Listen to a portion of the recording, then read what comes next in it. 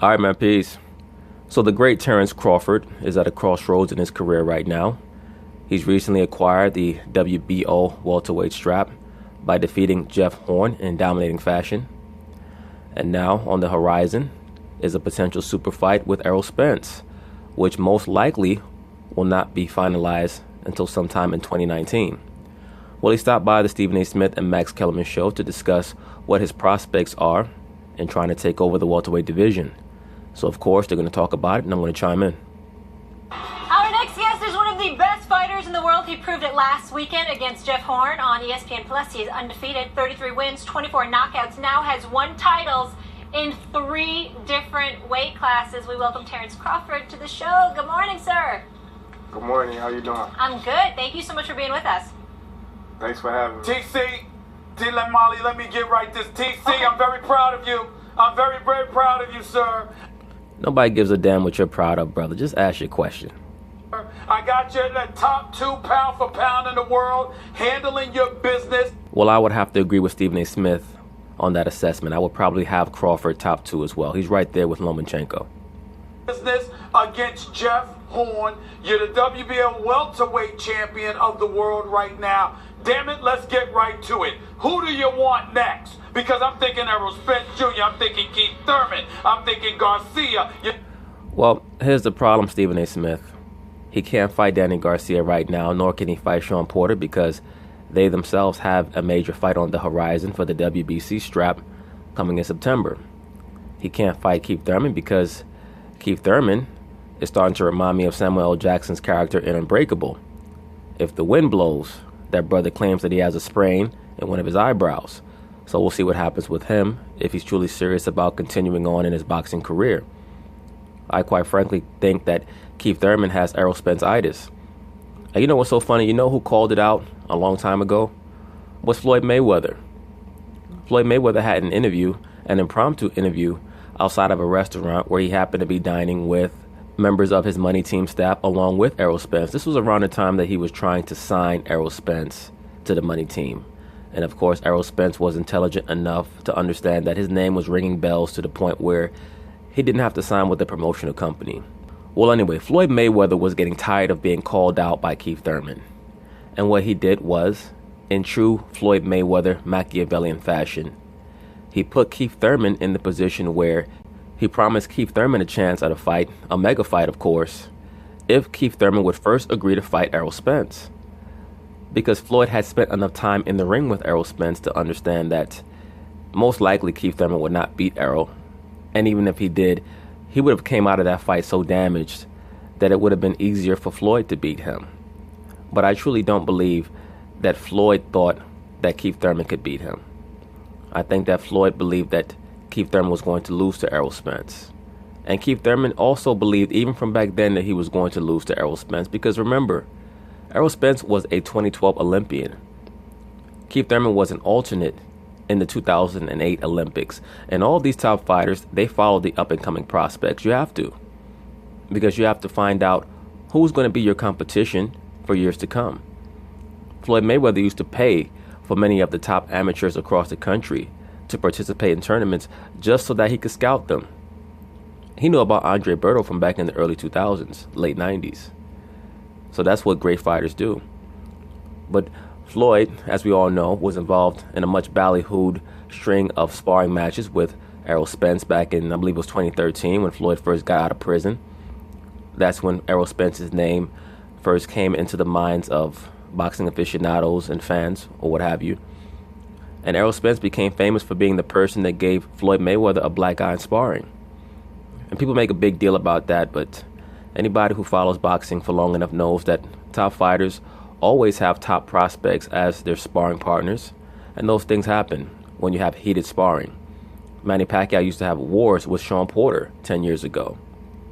Floyd Mayweather, he's been in the ring with a bevy of great fights. Floyd had a real knockdown, drag-out fight with Lamont Peterson in sparring years ago. I believe maybe like 7 or 8 years ago. He had a big-time knockdown, drag-out sparring match with Lamont Peterson, where Floyd Mayweather stated after the round was over that Lamont Peterson was a bitch, and Lamont ran up and tried to hit him in the back of the head. Just all type of wild shit was going on. Muhammad Ali used to have knockdown, drag-out brawls with Larry Holmes and sparring. Joe Frazier would have wars with Kenny Norton. So that's pretty much how it goes. People made a big deal about it when Mayweather got the black eye from Errol Spence, instead of giving credit to Errol Spence for being able to land a hard shot on Floyd Mayweather's eye.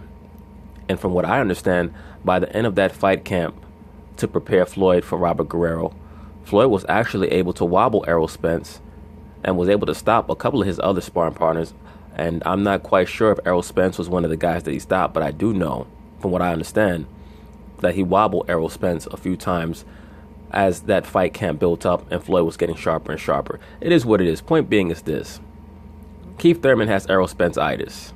And Terence Crawford is starting to understand that even though he held Keith Thurman in higher esteem in the weight class, that it's becoming more and more apparent that Keith Thurman is not as serious about maintaining his supremacy in boxing as it was once thought he was. So now he's starting to target Errol Spence more in his trash talk.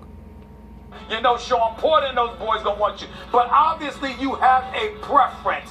Who is that preference, Terence Crawford? Well, it really don't matter.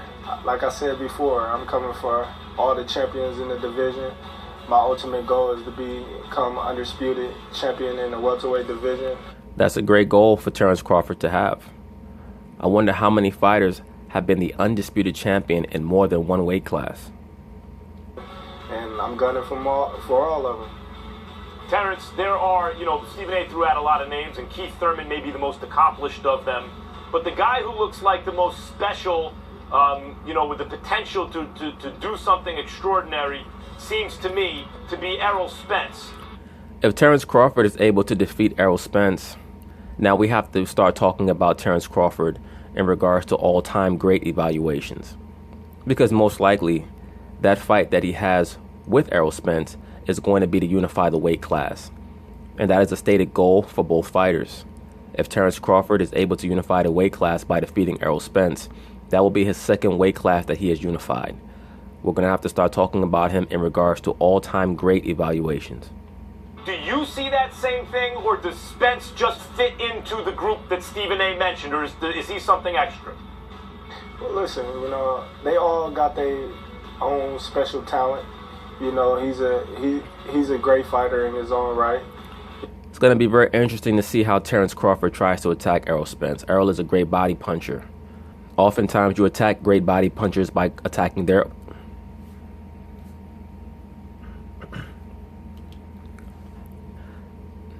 Oftentimes you attack great body punchers by going to their body. And I saw the fighter Ocampo, he tried to attack Errol to his body in that first round of the bout last Saturday where he ended up getting knocked out. And it looked like Errol felt his punches. But of course, Ocampo was unable to sustain Errol Spence's body attack. And that's going to be the true test for Terence Crawford, is will he be able to deal with Errol Spence's power? And of course, is Errol going to be able to deal with Terence Crawford's power? Because how many fighters has Errol been in there with that could punch like a Terence Crawford? Kell Brook, let me give Errol some credit, because Kell Brook is a great puncher. And he was able to sustain Kell Brook's power and show true grit in that fight and was able to eventually break down Kell Brook. The thing with Terence Crawford is, though, he's going to bring a lot more wrinkles to the fight than a Kell Brook, who does everything classically well, but he's pretty much a meat and potatoes type of fighter. Terence Crawford has a lot of wrinkles. He's going to switch stances. He's going to vary his attack. I think that one of the main things he's going to have to do with Errol, he's going to have to tie him up and frustrate him, make him start over, utilize the right hand lead a lot, circle to his left, and make Errol Spence use his footwork. Errol doesn't have great footwork. He has decent footwork, above average footwork, but he doesn't have great footwork. He also does not have good head movement. So if Terence is able to build a relatively sizable lead early in the fight, kind of like Kell Brook was able to do early on in his bout with Errol Spence, he may be able to pull off a victory.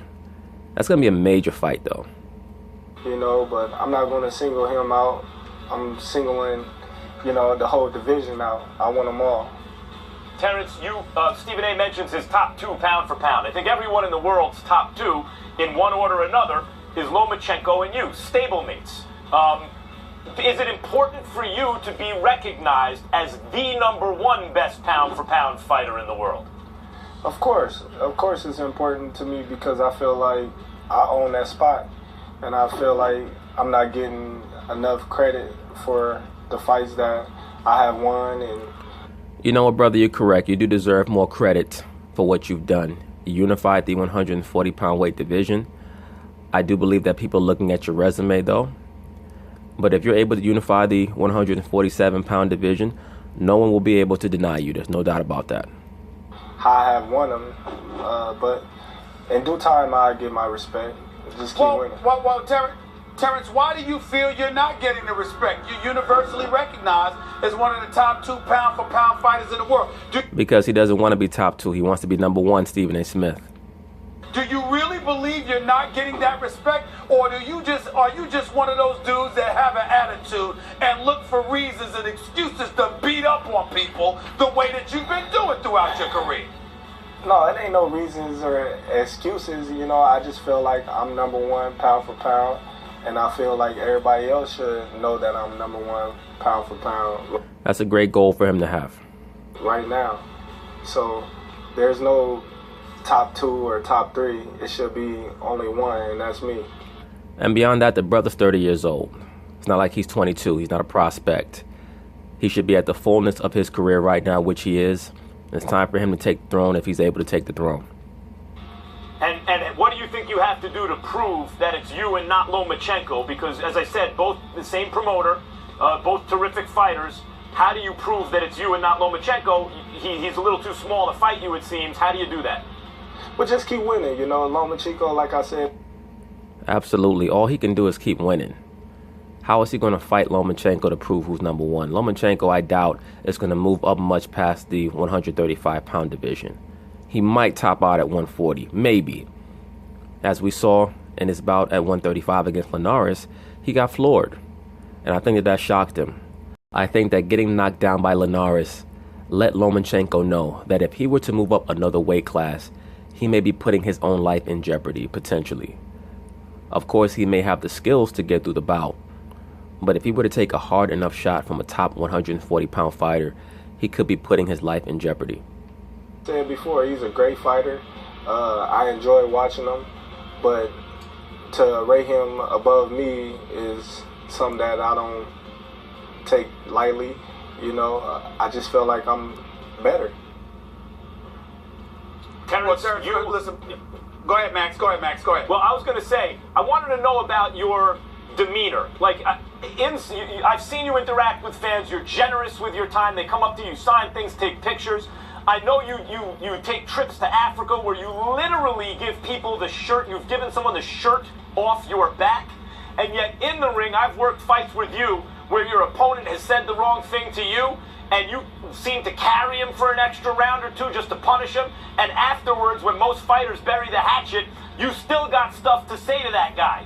Where does that dichotomy come in you? The nicest guy in the world on the one hand, and like a vicious dude on the other. How do you explain that? Why should he have to explain that? It's part of his profession. Boxing is not for nice people. If you want to be nice in the ring, you're asking to get your ass knocked out. Muhammad Ali stated it best. He said, "I'm a warrior. It's illegal according to the rules of boxing for me to be kind to my opponent." Well, it's a fight. You know, when you fight somebody, you ain't about to be friends with them before or after the fight. I don't understand some of these questions that these guys ask these athletes. You know, we just got done hitting each other in the face. But at the same time, you know, it's a sport. We all here for the same thing. And that's the make money and provide for our family. But when somebody starts talking stuff, it becomes personal to me. Fair enough. Terence, we appreciate you so much. Congrats on your huge win. It's so great to have you with us. Thank you. I appreciate it. When we come back...